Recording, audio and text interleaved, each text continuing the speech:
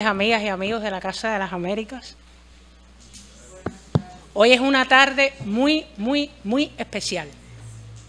Tan especial como todo lo que va a suceder en torno a Brasil y su cultura en estos días. Pero para mí es un momento de gran alegría porque recibo a tres grandes de las letras brasileñas.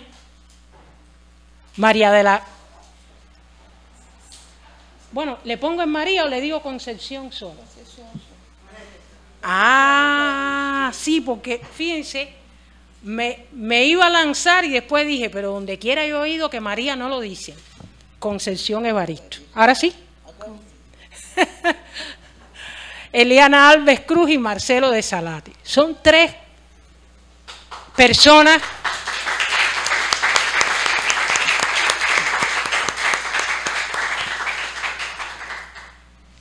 que me celebro mucho de haber descubierto o haber conocido mejor en estos días, cuando Fernando me pidió que participara junto con ellos en esta presentación. Y acabo de ser premiada transitoriamente con unos libros maravillosos. Mira Rosita cómo hace así. Dije transitoriamente, mira cómo se ríe, porque los libros no son para mí, son para la biblioteca. Pero he sido feliz durante unos minutos con esos libros que me han regalado. Quiero comentar primeramente de qué tres escritores hablamos. Concepción Evaristo es poeta, narradora y ensayista.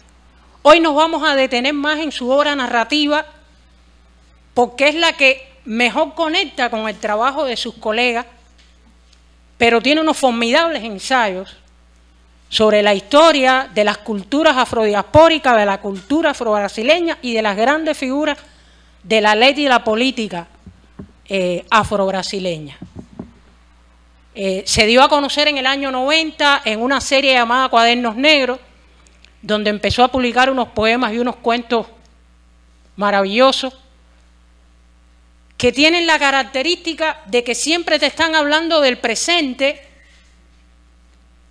pero están a su vez trayendo a colación todo lo que el pasado le ha legado a ese presente y está escogiendo como personajes principales a los que muchas veces no le importan a la literatura comercial, a la gente de las favelas, a los niños de la calle, a las mujeres que han tenido que prostituirse para salvar a su familia, a la gente de los barrios precarizados, los borrachos, las prostitutas, que se descubren como extraordinarios seres humanos, mientras nosotros vamos viviendo con ellos esas historias. A mí me ha emocionado mucho la literatura de Concepción, lo confieso, y me parece que es de las grandes literaturas de las Américas y de Brasil. Es una literatura para los cubanos que leemos otros autores y autoras que dialogan mucho, por ejemplo, con la poética de Toni Morrison o de Alice Walker. Es una literatura que te convence de que todo lo que está ocurriendo hoy tiene que ver con algo que ya pasó. Y que es precisamente ese pasado el que tenemos que confrontar si queremos cambiar este presente. Está a su lado Eliana Alves Cruz, que además no la asociaba yo al mundo del deporte. Me parecía, leyendo su literatura, que había visto mucho mundo, y después me enteré que tuvo grandes responsabilidades como periodista especializada en deportes acuáticos y natación. Llegó a ser incluso vicepresidenta de la Federación Internacional de Natación. Debe haber ido a unos países inimaginable, pero tiene a su vez una gran vocación de investigación histórica. Esta es una escritora que en 7 años, entre el año 2016 y el 2022, ha publicado 4 novelas y un libro de cuentos. La primera novela y el libro de cuentos con premios muy importantes. Y uno dice, ¿en qué momento hizo la investigación para escribir eso? Y evidentemente, yo me imagino que montándose y cambiando de un avión a otro y yendo de un país a otro, ella tenía que ir leyendo historia y tenía que ir haciendo otras cosas, para acumular los saberes que le han permitido escribir esa obra tan grande en tan poco tiempo. Una obra en la que las mujeres somos protagonistas, las mujeres negras, incluso la primera de ellas, que bueno, en español Varela viene siendo como barrica, barril, algo así.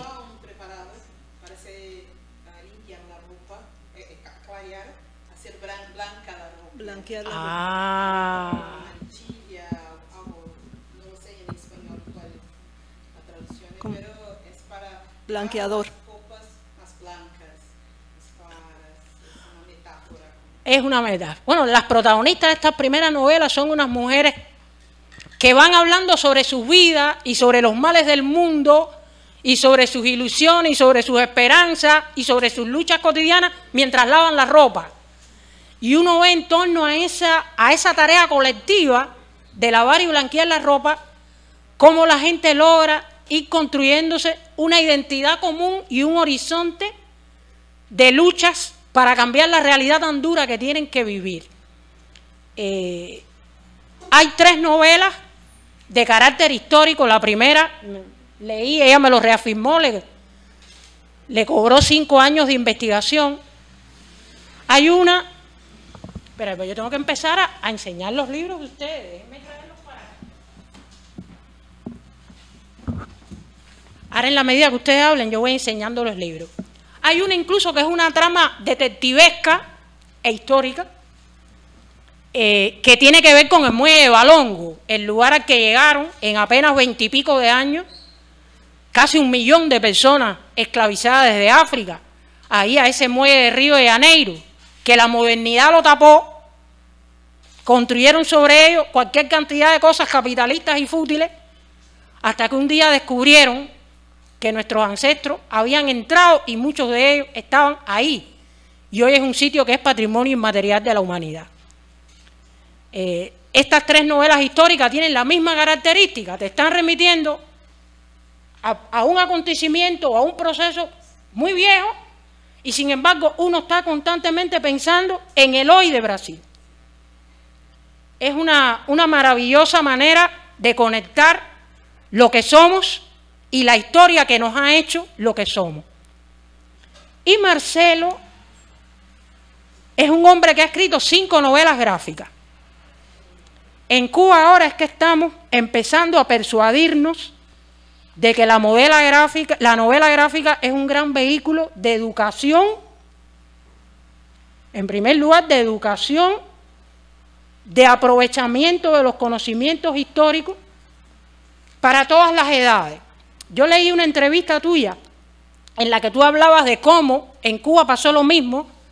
La historieta se concebía como un vehículo para comunicar a los niños, cuando en realidad la historieta, como arte y literatura, y la novela gráfica con mayor razón, es para todo tipo de público, no necesariamente para los niños.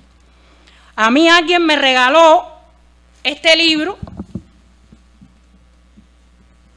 que Marcelo se ha comprometido que me va a autografiar, que es una novela sobre la épica del Quilombo de Palmares. Una cosa maravillosa.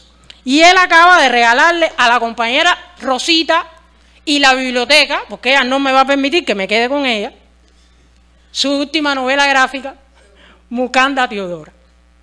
Entonces, ahora yo entiendo por qué ustedes vienen junto a la Casa de las Américas. En géneros diferentes, con estilos diferentes, con discursos diferentes, estos 3 escritores hacen un ejercicio constante de memoria que no solo sirve para reinterpretar la historia de Brasil, no solo sirve para contar la verdadera historia de Brasil, sino que sirve además para que, sabiendo de dónde venimos, las personas negras de Brasil y del mundo rescatemos nuestra propia historia, la contemos con nuestros discursos y nuestros códigos y nos sintamos orgullosos de ella. Yo desde Cuba me he sentido muy cerca leyendo en estos días sobre las obras de ustedes. Y lo que me gustaría preguntarles a los 3 es este constante ejercicio de memoria este empeño en darle vuelta al revés a la historia que nos contaron y de las cuales nos convencieron que era real, ¿cuán necesario es en el Brasil de hoy? ¿En qué medida aporta las luchas de los pueblos negros y de las personas humildes del Brasil de hoy? Ojalá haya cumplido la promesa de hablar menos que ustedes.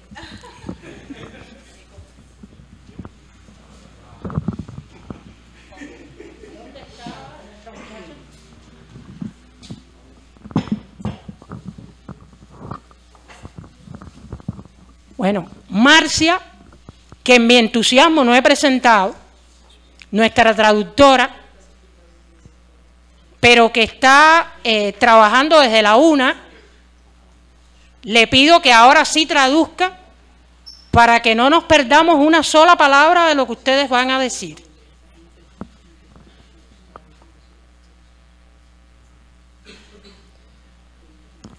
Entonces, Marcia, estamos en tus manos. Sim. Boa tarde a todos. É um enorme prazer estar aqui em Havana, podendo falar um pouco sobre essas obras. Eu fiquei muito emocionado pela recepção e também poder trazer essas obras aqui e entregar alguns exemplares para ficar aqui na Casa das Américas. Estoy muy emocionado por la recepción y de traer los ejemplares aquí a la Casa de las Américas para que se queden en la casa. Além do prazer enorme de estar aqui em Cuba, podendo falar um pouco dessas obras, que esperamos que futuramente estejam disponíveis também para os leitores aqui de Cuba em espanhol. Espero que estén disponibles en español para los lectores cubanos. Esse encontro ele já se torna algo histórico, porque permite o encontro de diferentes criadores, escritores, artistas, dos quadrinhos, da literatura, falando sobre arte e sobre as nossas histórias. Es un encuentro histórico porque permite la comunión, el encuentro entre artistas de varios géneros, ¿no? Historietistas, escritores. Conheço já o trabalho da Eliana há algum tempo e tenho grande admiração pela forma como ela pensa em momentos tão relevantes da história do Brasil, como foi o caso do Valongo, mas também na sua forma de contar isso.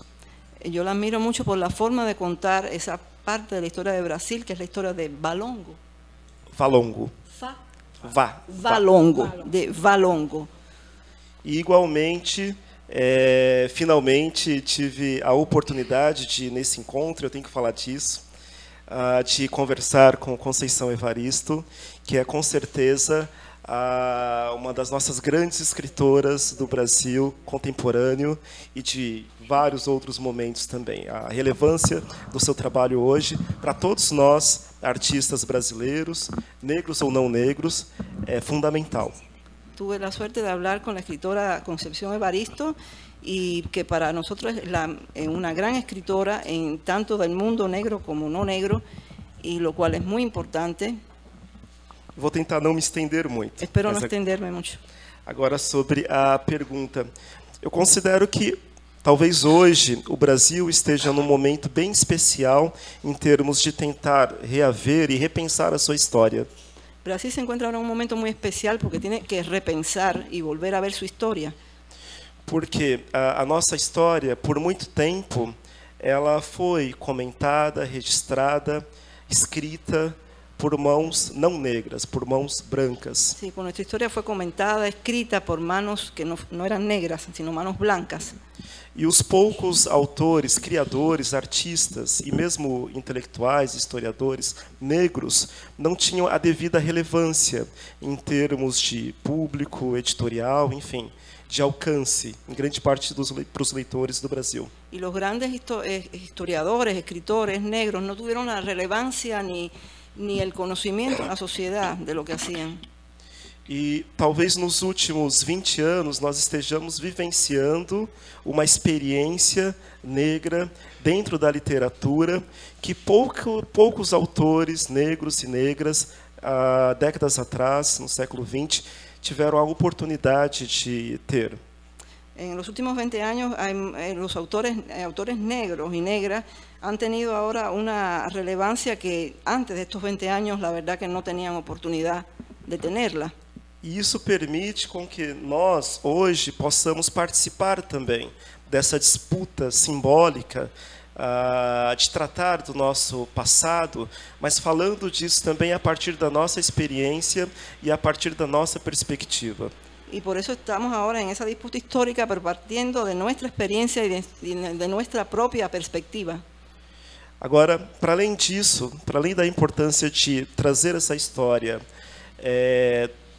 de um outro modo, de uma outra perspectiva, tentando tornar essa história mais complexa, Y desde otra perspectiva, traer esa historia y hacerla más compleja, entonces, nós temos outro elemento importantíssimo, que é pensar na forma como é possível contar essas histórias. tenemos otro elemento que es la forma como es posible de contar esa historia, de qué forma se cuenta esa historia. Então, não é apenas falar da nossa memória, mas também elaborar esteticamente, artisticamente, uma forma que seja interessante, que seja importante para nós hoje falarmos dessa história para os nossos contemporâneos e para as novas gerações. No es solo hablar de nuestra historia, sino desde qué punto de vista estético se aborda esa historia para que nuestros contemporáneos la conozcan. E é justamente a possibilidade de transformar essa escrita, ou pelos desenhos, pelas histórias em quadrinhos e outros meios, que faz com que essas histórias possam se tornar também relevantes hoje para um grande público. Y por eso las historietas y los diseños, los dibujos, eso permite que lleguen a un público mucho mayor, la historia nuestra. Paro por aqui. Obrigado.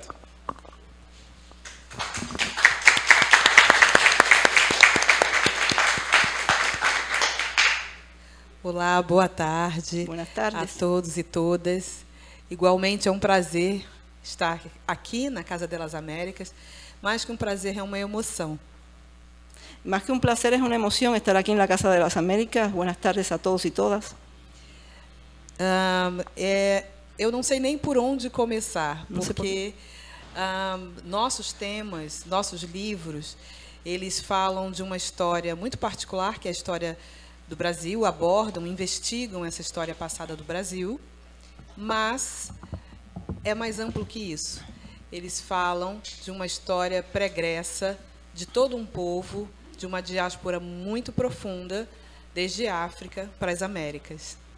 Nuestros escritores hablan de una historia, pero no solo del pasado de Brasil, sino una historia mucho más profunda de la diáspora de los africanos que vinieron de África para América.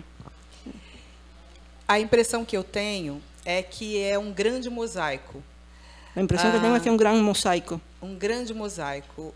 Ou seja, nós temos uma história fragmentada, rompida, como uma tapeçaria, uma obra de arte que está furada em vários pontos. E cada um de nós tece com as palavras, reconstrói essa tapeçaria. Es como una historia muy fragmentada, como un mosaico de varios puntos y con muchos huecos también. Y cada uno de nosotros teje esa historia, la escribe de una manera para llenar esa alfombra. Sim. E por falar nisso, eu saúdo aqui na plateia nossas irmãs indígenas brasileiras, Márcia Cambeba e Graça Graúna. Por eso yo saludo a las indígenas brasileñas Márcia y Graça. Porque os povos indígenas no Brasil também sofreram esse apagamento e essa história e estão nesse trabalho de reconstruir esta mesma tapeçaria. Fazemos parte de uma mesma obra de arte que estamos tentando reconstruir e refazer depois de tanta violência, como um quadro que foi uma grande obra de arte, que foi esfaqueada, incendiada, rasgada, pisada, humilhada, e nós estamos resgatando e fazendo de novo com que essa obra figure para a humanidade como a linda obra de arte que é a vida dos que nos precederam, dos povos que nos precederam. Por eso yo saludo a las dos escritoras brasileñas indígenas, porque ellas también contribuyen a llenar esa gran obra de arte, esa gran tapiz que está roto, que está dañado, que está quemado, que ha sufrido mucho, y ellas contribuyen a llenar todo ese tapiz de la historia nuestra, porque al fin y al cabo son los pueblos que nos precedieron. O que eu consegui aprender com os meus estudos para escrever os livros que eu escrevo é que uma família, por exemplo, na Nigéria antiga, no que hoje chamamos de Nigéria, ela pode ter sido aprisionada e uma mãe pode ter ido para o Brasil, e um filho pode ter vindo para Cuba. Um pai pode ter ido para algum ponto da América em geral, e outro filho foi para a Bahia, para o Rio de Janeiro, para Havana. Então, somos partes de uma família dilacerada. E essa família dilacerada tem muitos pontos em comum que são preservados ainda hoje.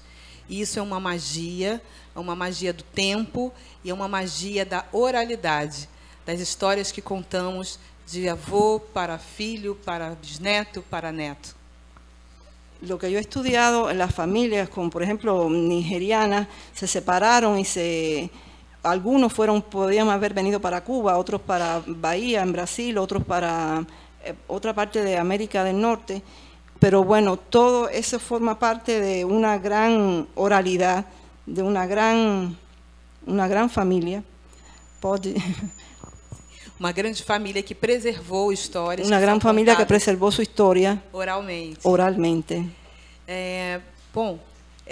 Para o Brasil de hoje, isso é muito importante, porque o Brasil é um continente, o Brasil é um país com dimensões continentais. Para o Brasil de hoje, isso é muito importante, porque o Brasil é um país com dimensões continentais. E com percepções muito distintas sobre quem ele é. O Brasil tem uma crise de identidade muito profunda. Y con una percepción muy diferente sobre lo que es. Tiene una crisis de identidad Brasil muy profunda. E nessa crise, há uma tendência das novas gerações de minimizar ou simplesmente ocultar um passado que foi doloroso, um passado que foi bastante complicado, mas que faz parte do que nós somos hoje. Y por eso las nuevas generaciones tienen la tendencia de minimizar o quitarle valor al pasado tan doloroso que existió, y que también eso ha contribuido a ser lo que hoy somos. Em resumo, o que eu escrevo é uma tentativa de dizer às novas gerações que não há futuro sem que saibamos quem fomos no passado. Intento decirle a las nuevas generaciones que no hay futuro si no sabemos lo que fuimos en el pasado. E com isso paro aqui. Passo a Conceição Evaristo. Y voy a pasar la palabra a Concepción Evaristo.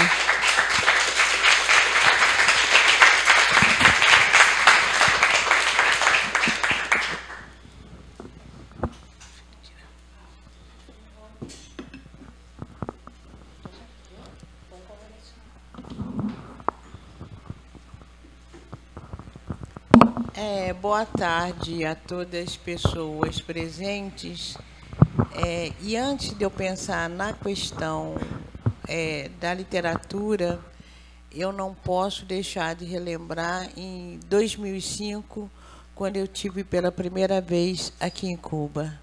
Buenas tardes a todos, y antes de adentrarme en la literatura no puedo dejar de recordar cuando yo estuve aquí en el 2005. E rever Norma, que foi uma pessoa que eu conheci na época, como também conheci Nancy Morecon, e como conheci a falecida Georgina Herrera, que eu reencontrei no Brasil, e eu gostaria de, inclusive, oferecer esse momento para a velha Georgina Herrera. Y no puedo olvidar a Norma, a Nancy Morejón, a Georgina Herrera, que la conocí en Brasil. E dizer da minha alegria, dentro do próprio Brasil, como essa recepção dessa literatura produzida por uma autoria negra, como essa recepção mudou. Em 2005, estávamos Elisa Lucinda, Fernanda Felisberto, que é uma professora de literatura, e eu. En esa época, 2005, estaba Elisa, Lucinda, Fernanda Felisberto, Fernanda, que é uma professora de literatura, que es profesora de literatura, e eu. y yo. E agora temos a Eliana Alves Cruz, Ahora tenemos a Eliana, a Marcelo, Marcelo, Otávio, que acabou Otávio, de que está por chegar, aí. Otávio, Elisa Lucinda, Lucinda, Emicida, quem Elicinda, mais? Ah, sim, ainda virá Cidinha da Silva. Então, Jefferson Tenório. Então, acho que essa acho João não. Tenório. O nome? Jefferson Tenório. Jefferson. Sim, Tenório. eu acho que esse grupo representa como os autores negros estão ganhando a cena literária brasileira. Eso representa cómo los autores negros están ganando la escena literaria brasileña. E em 2005 também eu conheço aqui Teresa Cárdenas, que não tinha publicado nada ainda no Brasil, e hoje Teresa Cárdenas tem uma publicação considerável no Brasil. En 2005 también conocí a Teresa Cárdenas, que en ese entonces no había todavía publicado nada, pero hoy tiene una publicación considerable en Brasil. E partindo do texto de Teresa Cárdenas, eu quero justamente pensar qual a importância de um discurso literário hoje brasileiro reconstituir ou então cumprir, preencher vazios da própria história brasileira. El discurso literario brasileño gira en torno a eso, a llenar la historia de Brasil, la propia historia de Brasil. Sim, e partindo de um texto de uma escritora cubana que é Teresa Cárdenas. Partiendo de un texto de una escritora cubana que es Teresa Cárdenas.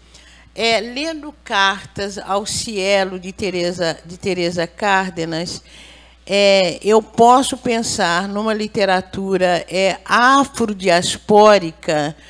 Se eu leio o texto de Teresa Cárdenas junto com Sula de Toni, O Olho Mais Azul, aliás, O Olho Mais Azul de Toni Morrison, se eu leio, eu sei porque o pássaro canta na gaiola de Maya Angelou, e pensando A Cor da Ternura de Geni Guimarães, que é uma escritora afro-brasileira.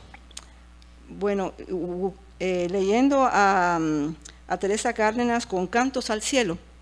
Cartas ao Cielo. Cartas al Cielo, Cartas al Cielo. Y también me doy cuenta que existe una afrodiáspora, un grupo afrodiaspórico en la literatura negra. También recuerdo a Toni Morrison, com O Olho Mais Azul. Con El Ojo. O Olho Mais Azul. Con El Ojo Más Azul, sería la traducción, El Ojo Más Azul. E uma outra... Eu sei porque o pássaro canta na gaiola. E eu sei que o pássaro canta en la jaula. De Maya Angelou. De Maya Angelou. E A Cor da Ternura, da escritora afro-brasileira Geni Guimarães. Despierta a ternura da escritora afro-brasileira Geni Guimarães. Então, nós vemos Maya, Cárdenas, Morrison e Angelou. Vemos mais de 3, Maya, Cárdenas, Morrison e Angelou. Nós vemos 4 escritoras afrodiaspóricas, né? 4 escritoras. São 4 escritoras afrodiaspóricas. Descendentes de povos africanos, situadas em nacionalidade, em espaços geográficos e espaços históricos diferentes. Situadas em nacionalidades diferentes, espaços históricos e geográficos diferentes. Mas que o discurso literário é atravessado por um elemento comum que nos une, que foi justamente o tráfico negreiro e a vinda de povos africanos para as Américas. Pero el discurso literario está atravesado por un elemento común, la venida de los africanos hacia América y segundo u otro elemento. A vinda dos povos africanos para serem, la venida de los pueblos africanos a América para serem escravizados. Para ser esclavizados, la esclavitud. São enredos, inclusive, diferentes, mas estão ali o que Glissant, lá das Antilhas, vai dizer que é o nosso destino histórico compartilhado. É um destino histórico, incluso que inclui a las Antillas, compartido entre todos. Quer dizer, esse processo de escravização dos povos africanos nas Américas gera um discurso literário que dialoga a partir de espaços e de histórias nacionais diferentes. Esse processo de esclavização dos pueblos africanos que chegaram à América llega, pero a través de literaturas diferentes, de experiencias literarias diferentes. Eu acho que me parece que esse exercício da memória que a literatura é capaz de fazer, esse exercício de memória que a literatura é capaz de fazer. No caso brasileiro, voltando agora à resposta, não seria resposta, eu acho que é um diálogo, porque a gente não tem uma resposta completa, mas, voltando a esse diálogo, né, o que a memória é capaz de fazer, e se essa memória é ainda necessária de ser tratada no discurso literário da contemporaneidade. Se esse exercício da memória trabaja en el discurso literario de la contemporaneidad.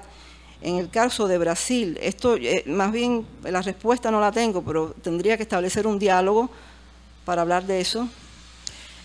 Porque me parece, eu tenho insistido muito isso nas pesquisas, me parece o que nos funda como brasileiros e o que nos dá uma nacionalidade hifenizada, que é a nacionalidade, que eu posso dizer, de afro-brasileiro, de afro-cubano, de afro-inglês, de afro-americano, o que nos dá essa nacionalidade hifenizada é justamente a importância e a memória, como a memória nos funda na nação.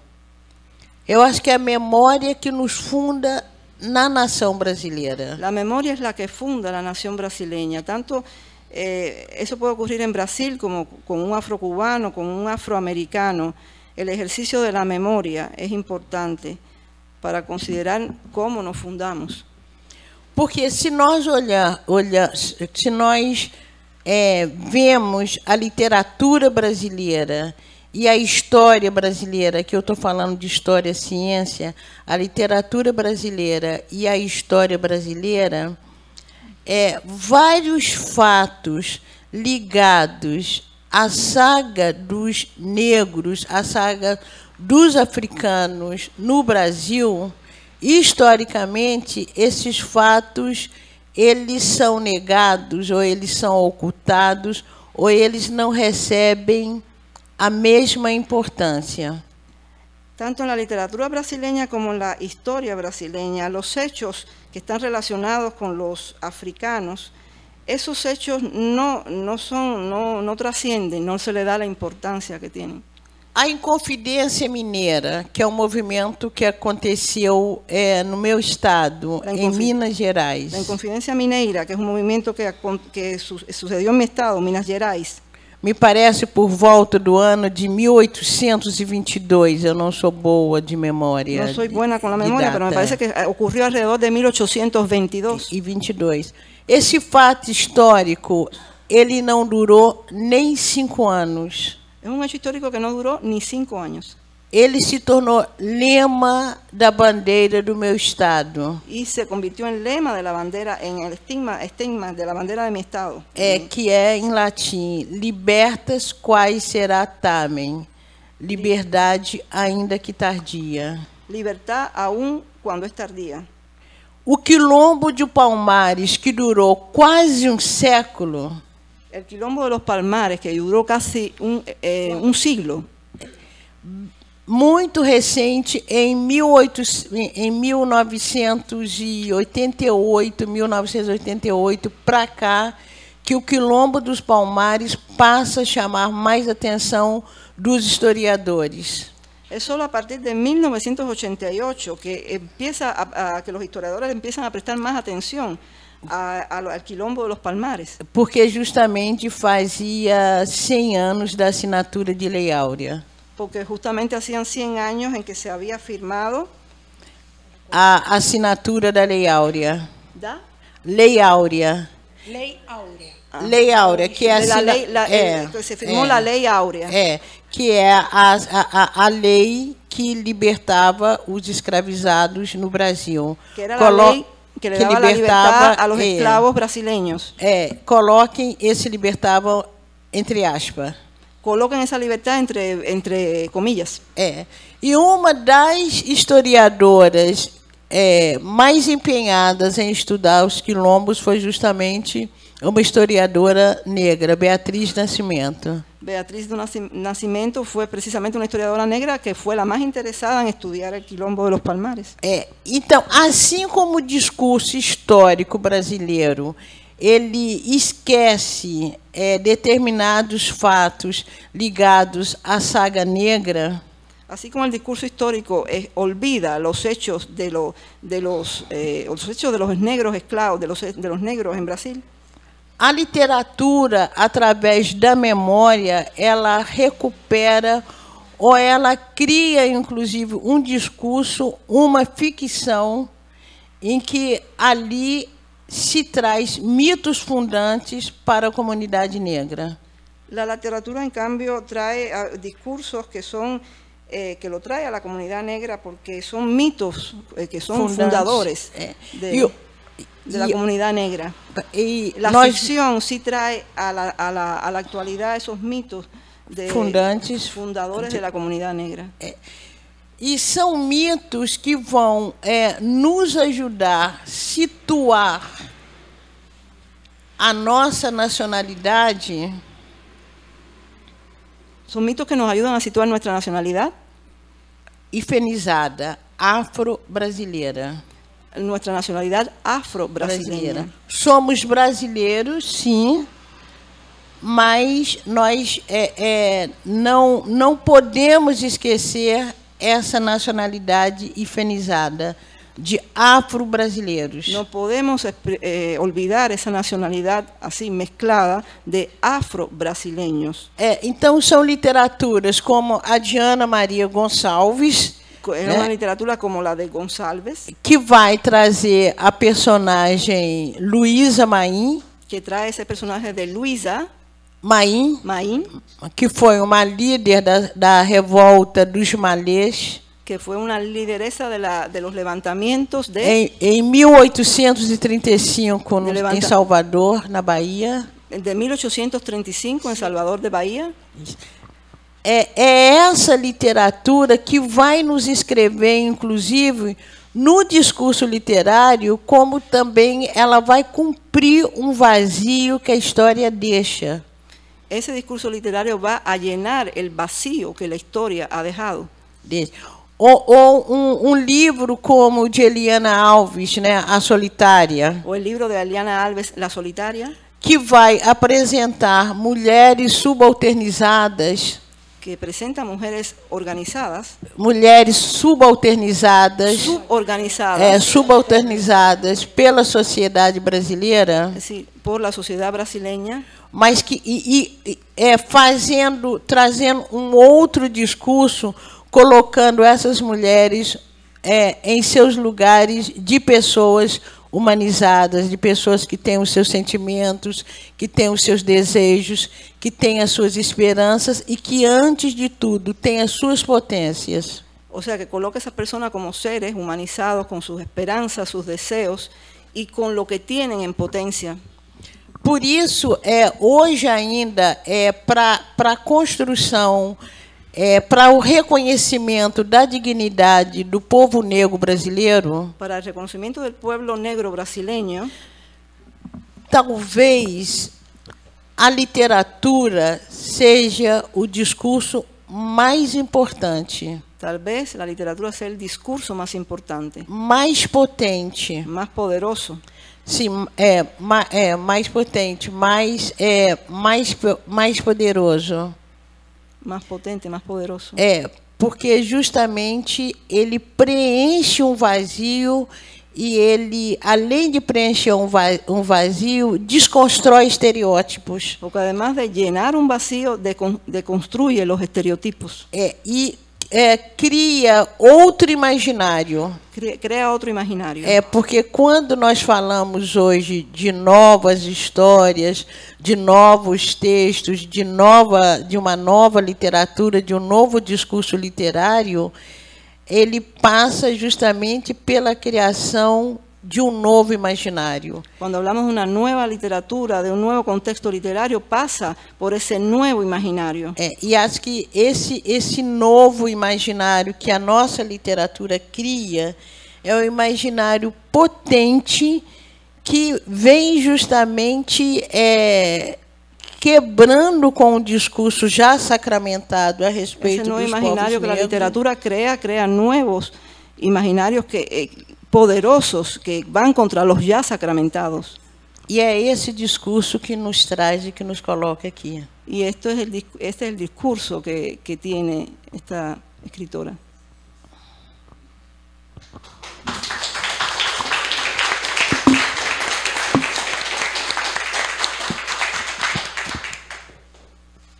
Excelente muestra de humildad de la maestra Concepción, que no solo habla de lo que ha escrito, sino que ha hecho un ejercicio de crítica literaria de la obra de sus compañeros. Muy lindo. Gracias. Bueno, yo voy a seguir ateniéndome a las reglas que yo misma me puse de hablar poco. No, yo me hice un trabajo de mucha concientización antes de entrar. Entonces, bueno, si alguno de ustedes tiene preguntas, comentarios, saludos. Yo tengo otra pregunta, pero no debo abusar de mis privilegios. En el público. Norma, tiene la palabra.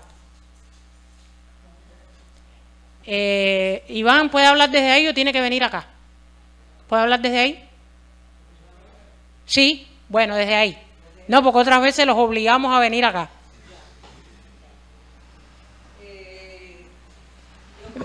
Habla despacio para que Marcia pueda traducir. Sí, para decirlo a él. Yo comienzo convocándolos a compartir conmigo una gran emoción, Eu compartilho uma grande emoção, porque tuve ese privilegio de conocerla en el 2005, porque conheci a senhora em 2005, pero además no fue solo conocerla, sino que como ella visitó mi grupo de trabajo de investigaciones de identidades, a senhora visitou o meu grupo de trabalho de pesquisas, ese grupo de investigación llamado Seres, que se chama Seres. coincide que en ese grupo también estaba Georgina Herrera. Coincidentemente estava a Georgina Herrera nesse grupo. Y como si fuera poco, coincidió que ese día presentaba su libro la artista Elvira Cervera. Ah, Elvira. Elvira Cervera, una artista, y ella fue a esta, coincidió y yo la invité para que estuviera en esa presentación. Elvira Cervera escribió un libro que decía que la literatura, que el arte para ella había sido, el arte para mí fue un reto, y hablaba del arte para A arte para mim foi um desafio.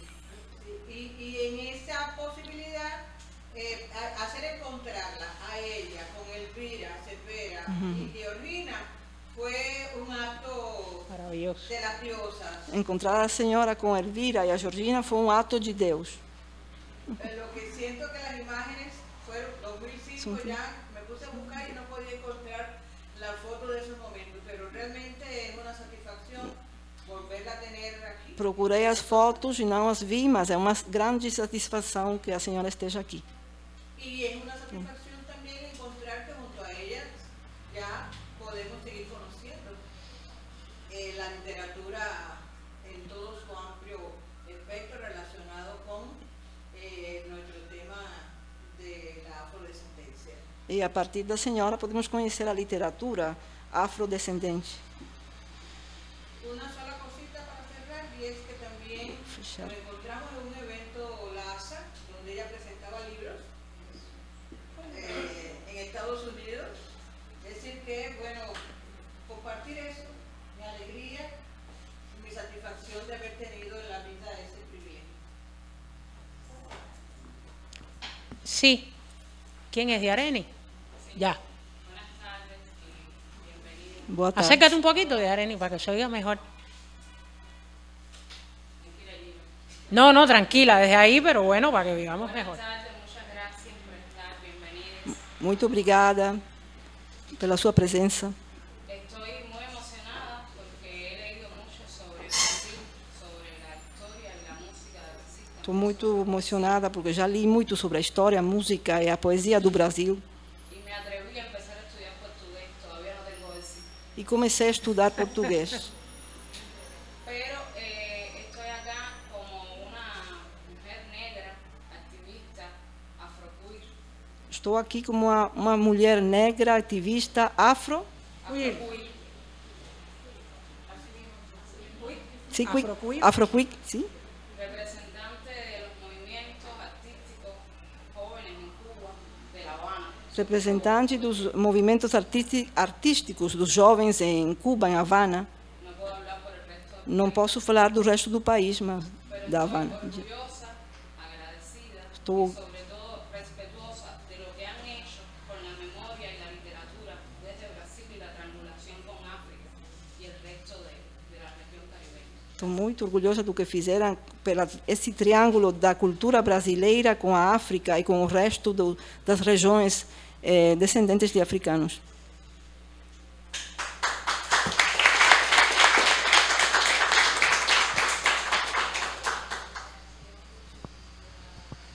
Norma, mais uma vez, né, eu revigoro, não, eu reafirmo, né, o prazer do nosso encontro, e até esqueci desse encontro da LASA nos Estados Unidos, em que a gente formava um grupo de escritoras negras. Yo hasta me había olvidado del encuentro ese que tuvimos en Estados Unidos de un grupo de escritoras negras.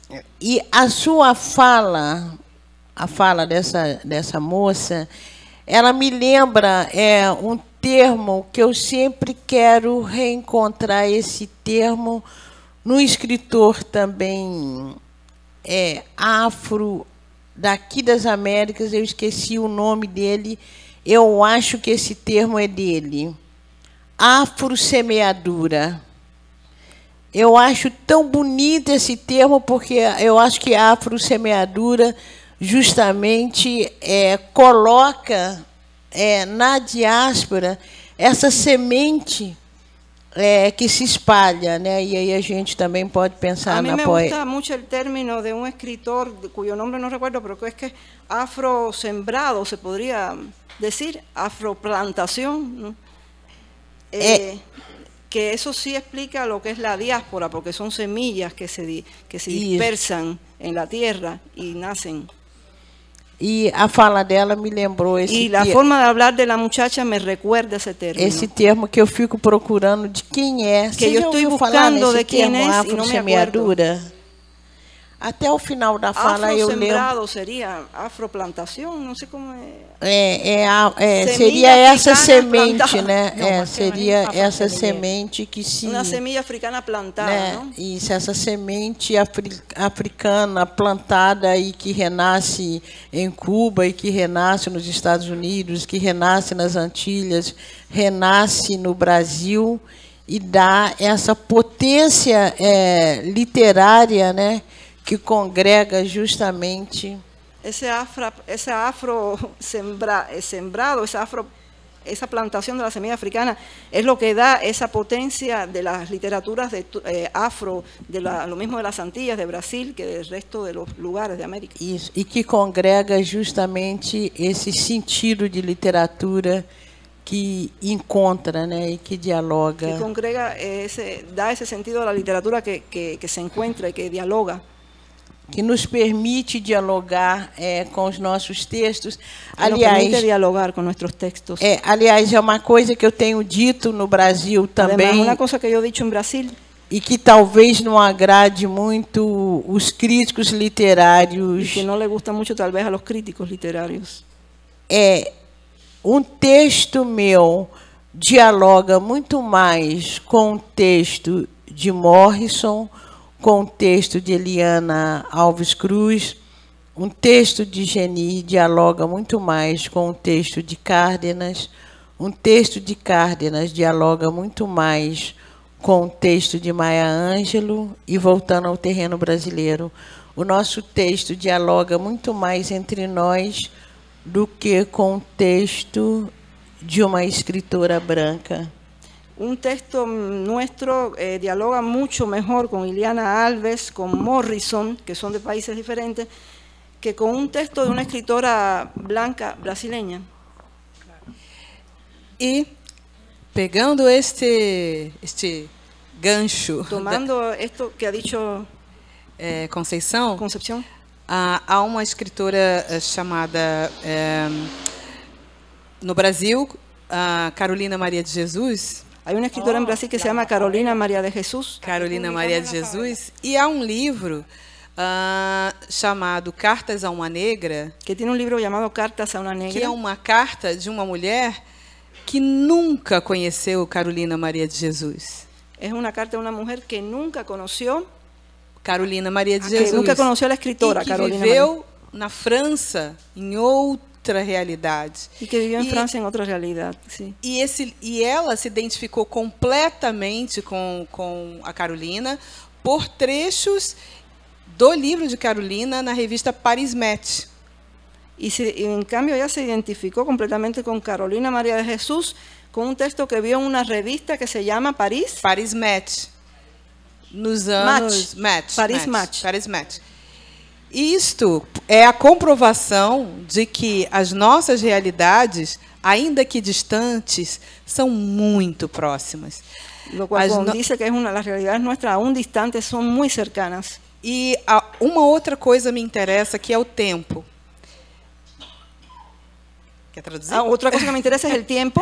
O tempo me interessa, porque o tempo, ele ameniza algumas coisas, mas ele agrava outras. El tiempo ameniza algunas cosas, pero agrava otras cosas. Eu vejo que, olhando muito superficialmente a história cubana, nós Mirando vemos, superficialmente la historia cubana, desde o Brasil, com esse olhar estrangeiro, desde Brasil como con esa mirada extranjera, nós vemos esse efeito do tempo. vemos el efecto del tiempo. Ou seja, as pessoas que viveram determinadas coisas em um determinado passado, Las personas que vivieron determinadas cosas en un tiempo determinado del não pasado, necessariamente conseguem, às vezes, transpor toda aquela vivência para as novas gerações. no necesariamente logran llevar todas esas vivencias a las nuevas generaciones. E este é o nosso grande nó. Y ese es nuestro grande Nosso grande problema. Problema, Nudo. Ese es nuestro gran nudo. Por quê? Nuestro gran... Se as novas gerações não conseguem captar o espírito de uma época que passou, ela tende a repeti-la. Porque las nuevas generaciones, si no logran captar el espíritu de una época que pasó, puede ser, se corre peligro de que se repita. Karl Marx já disse, Ya a Carlos Marx história lo dijo. se repete como farsa. La historia se repite por fases. E no Brasil, nós vemos a história se repetindo como farsa. Y en Brasil eso lo vemos, que la historia se repite por fases. Nós vemos a escravização acontecendo, Vemos que está ocurriendo la esclavización, la esclavitud. nós vemos a exploração acontecendo, Vemos la explotación.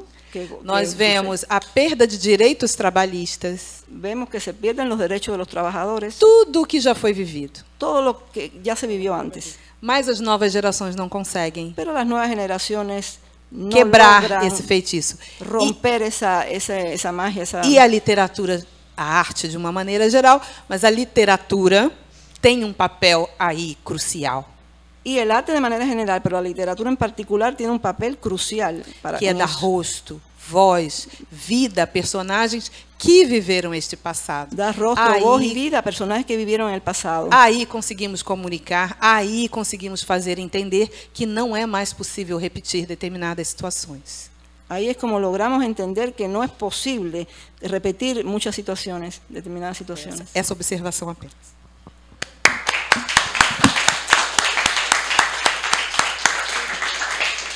¿Alguien más? Sí. Mi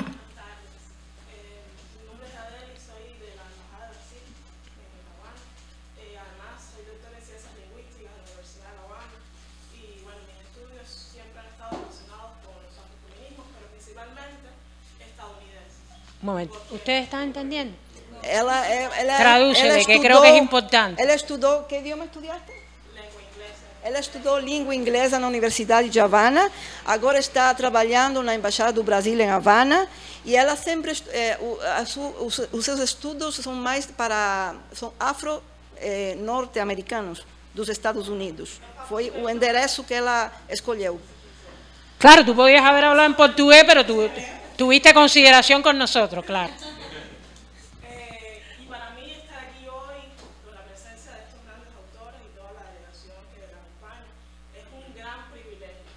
En principio porque como formada de la escuela cubana, todos sabemos que no simplemente en Brasil y en los otros países donde vivieron esa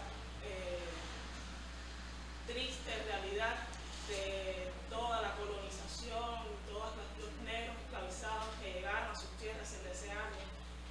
Tenemos una historia que ha sido escrita no por nosotros, sino por otros, que sin sentir en carne propia lo que pasó al pueblo negro, a veces ha despojado de esos capítulos de la historia todas esas vivencias que la literatura escrita por personas negras ha traído a colación en estos tiempos.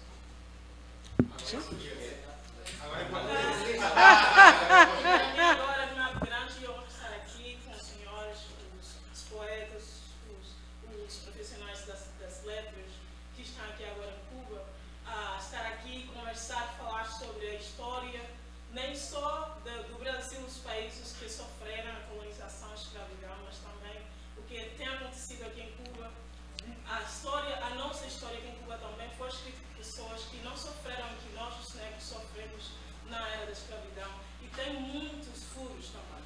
E para mim estar aqui e ouvir falar, senhor Conceição Evaristo e os outros escritores, essa relação intrínseca que tem com os autores norte-americanos, essas que eu tanto li nos meus estudos, na minha formatura. Eu adoro a Alice Walker, a Maya Angelou, a Toni Morrison, todas elas, eu estudei todas.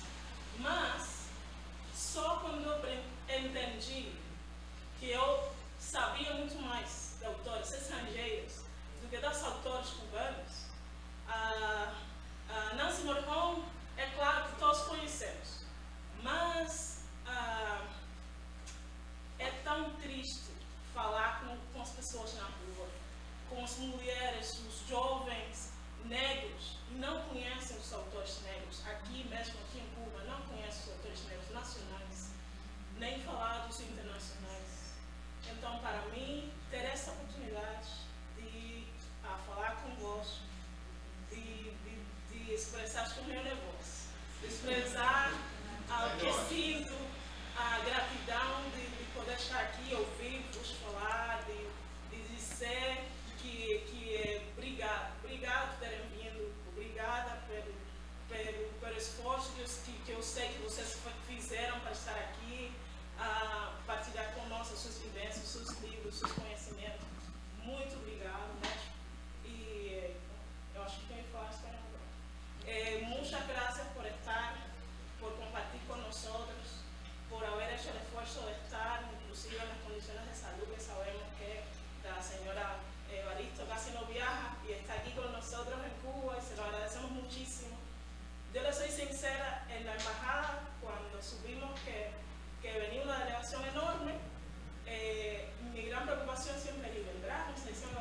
Y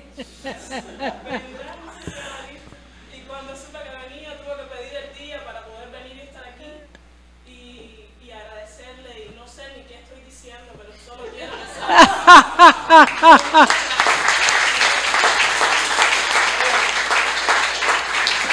No, yo quería hacer un comentario sobre lo que las últimas intervenciones de ustedes dos, de Concepción y de Eliana. Yo en el año 12 tuve la dicha en el año 11, de participar en la primera convocatoria que hizo la Casa de las Américas del Premio de Estudios sobre Culturas Negras en las Américas y el Caribe. Antes que se vayan, les voy a hacer otro regalo, que es ese libro mío que quiero mucho. Y a mí lo que más me preocupaba era conjurar un poco el egocentrismo de nosotros los isleños, que siempre nos creemos el centro de todo. Puede ser cubano, corso, irlandés, pero tenemos el mismo tipo de actitud. No sé si se han dado cuenta. No, pero esto me interesa que se lo traduzca. Sí, es un premio en el 2012. Un premio que convocó a Casa de las Américas, ya tiene 4 ediciones. Un premio que a Casa de las Américas organizó, que tiene 4 ediciones. La primera fue en el año 12. La primera fue en 2012. Y quería hablar porque nosotros, los que moramos nas ilhas... Yo participé en ese concurso y sorprendentemente lo gané. No me lo esperaba. Eu ganhei esse concurso e eu não esperava isso, não esperava ganhar. Pero lo que más me preocupaba era cómo yo lograba ver a Cuba desde Afroamérica, o sea, desde las culturas negras, y no en su especificidad de isla. A minha preocupação é como meu olhar poderia ser de Cuba, mas desde as Américas, não como uma ilha, como estamos acostumados nós, que somos egocentristas, diz ela, não? Porque moramos numa ilha e temos parecido com outros moradores de ilhas, como irlandeses, não? Irlandeses, corsos. Os de Córcega, os corsos. Todos somos muy... Porque somos o centro do mundo porque moramos numa ilha. E ela queria ter um olhar diferente. Y uno de los lugares que más estudié fue Brasil. Y uno de los lugares que más estudié fue Brasil. Me interesé mucho por la historia de Brasil. Tinha muito interesse na história do Brasil. Porque además fueron los territorios coloniales que más tardaron en abolir la esclavitud. Porque foram os territórios coloniais que mais tarde aboliram a escravidão. Cuba en 1886 y Brasil en 1888. Cuba en 1886 y Brasil en 1888.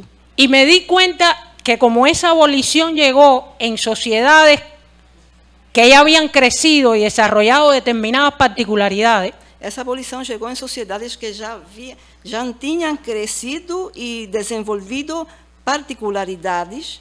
Las personas negras estaban profundamente insertadas en esa sociedad esclavista. As pessoas negras estavam profundamente inseridas nessa sociedade escravista. Que no estimaba a las personas negras, pero no podía prescindir de ellas. Que não estimava as pessoas negras, mas não podia prescindir delas. Precisavam delas. Por eso hoy las músicas de Cuba, Brasil y los Estados Unidos son de las más grandes del mundo. Por isso a música do Brasil, Cuba e Estados Unidos são as maiores, as mais famosas do mundo. Sin nuestros ancestros la historia sería otra. Sem os nossos ancestros a história seria outra. Pero junto a toda esa buena influencia de los africanos y los afroamericanos, mas unido a essa boa influência dos africanos e afroamericanos, también me di cuenta que los mecanismos de dominación, los estereotipos negativos y hasta los chistes degradantes eran muy parecidos. Soube que os mecanismos de degradação, as piadas degradantes, eram muito parecidas entre nós. Había palabras ofensivas para nombrar las mismas cosas. Havia palavras ofensivas que nomeavam as mesmas coisas. Y chistes aparentemente diferentes para implantar el mismo estereotipo. E piadas aparentemente diferentes que plantavam o mesmo estereotipo. Y lo que más feliz me hace es que cada uno en sus condiciones Porque cada um de nós, em cada condição própria, porque los cubanos hemos sido beneficiados por una revolución que tiene más de 60 años, porque os cubanos fomos beneficiados por uma revolução que tem mais de 60 anos. los escritores negros de aquí y de allá estamos haciendo el mismo tipo de ejercicio Os escritores negros daqui e dali estão fazendo o mesmo exercício de reconstruir nuestra historia de y de construir una memoria que diga realmente qué fue lo que pasó. de reconstruir nossa história e a nossa memória, que diga realmente o que aconteceu. Y cuáles fueron los trabajos, la influencia y las luchas de las personas negras E quais foram os trabalhos, as influências, as lutas das pessoas negras que descendemos de africanos esclavizados. que descendemos de africanos escravizados. Esclavizados, pero nunca esclavos, Mas nunca escravos. siempre rebeldes Sempre o contrário. y siempre en lucha. Sempre em luta.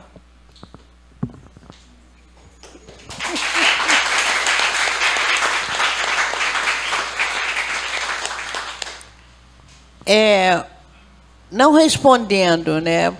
Porque é dialogando com o que você disse.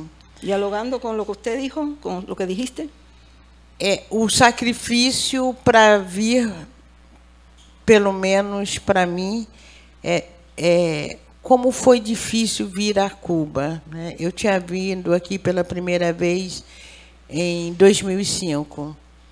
E eu sou de uma geração que os nossos gurus, ou que a possibilidade de construir uma nação justa, o exemplo que nós tínhamos era Cuba. Eu sou de uma geração que Cuba era exemplar para o mundo. yo formo parte de una generación que siempre, ya yo vine en 2005, en relación con lo que decías del trabajo que pasé para venir, pero nuestra generación siempre pensó que Cuba es un referente muy importante de justicia. Eu preciso dizer que eu tenho 77 anos. Tengo 77 años. Sou de uma geração em que acreditávamos que o primeiro país que colocava as ações afirmativas era Cuba. Soy de una generación que siempre pensó que el primer país que colocaba la realidad, la justicia, era Cuba, que colocaba en primer lugar. Eu sou de uma geração que os nossos gurus eram Fidel, aqui Una através generación de Cuba, que teníamos a gurús, que nuestros gurús eran Fidel, Agostinho Neto em Angola, e a gente sabe do papel de Cuba nas lutas de libertação das ex-colônias portuguesas. Sou de uma geração... Agostinho Neto en Angola, porque además nosotros sabemos la implicación de Cuba en las luchas de liberación de las ex colonias portuguesas. Sou de uma geração que acompanhava avidamente a prisão de Nelson Mandela. Una generación que acompañó la prisión de Nelson Mandela.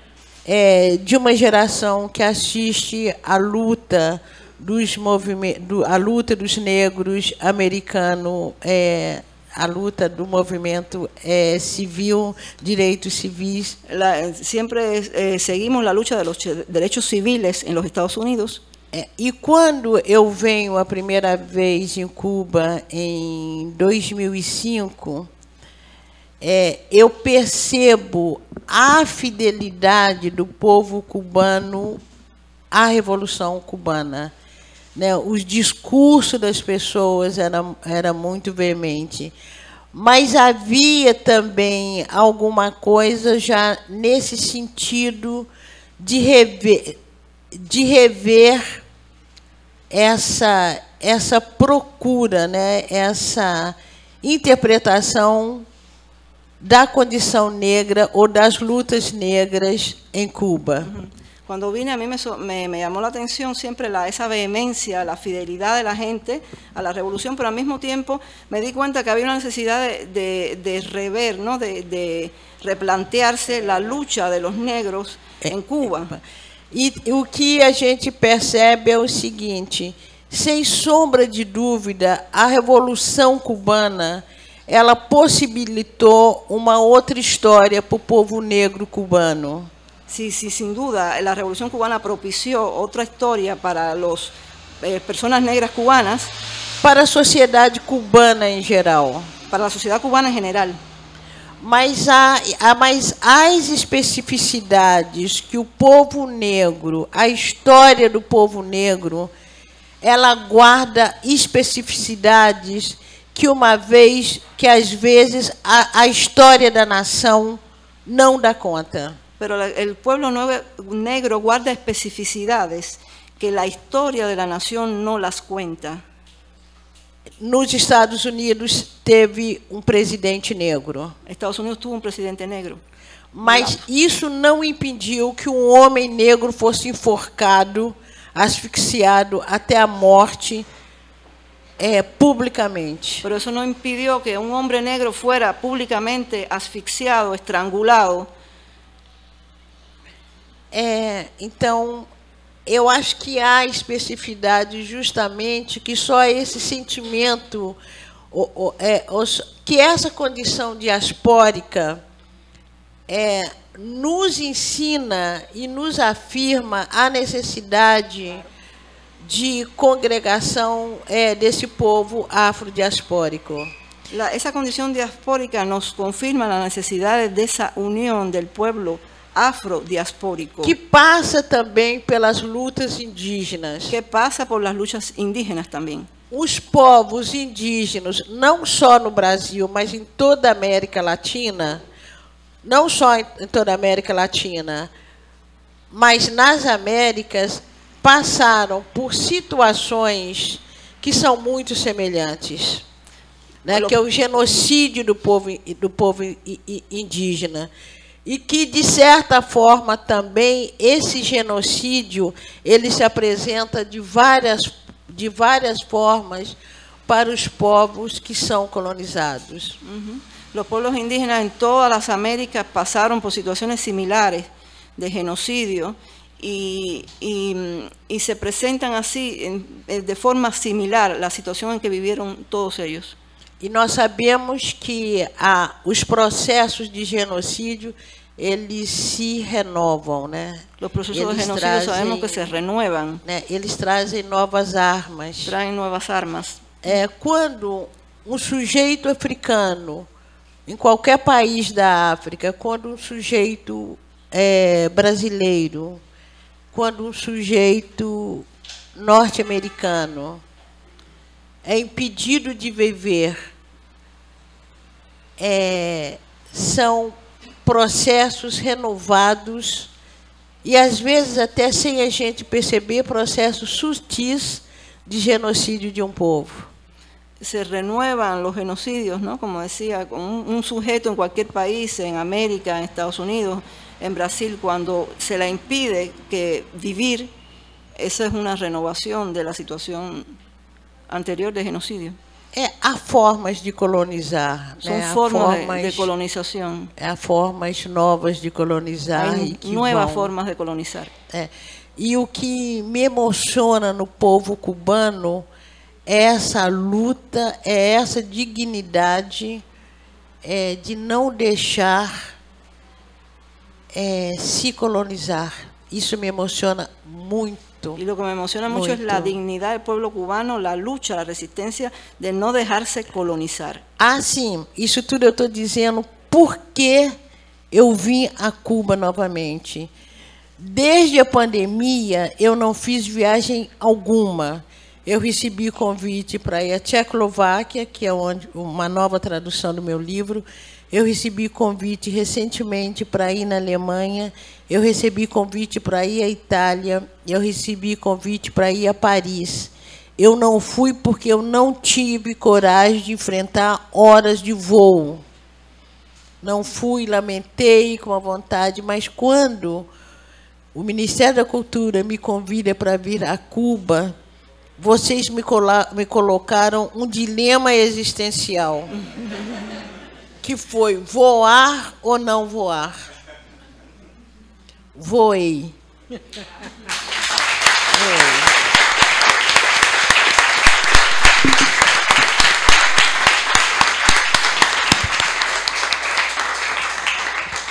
Bueno, creo que expreso el sentimiento de todos cuando... No.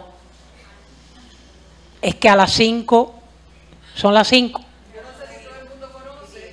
Norma, a las 5 inauguramos la exposición bibliográfica dedicada a Brasil.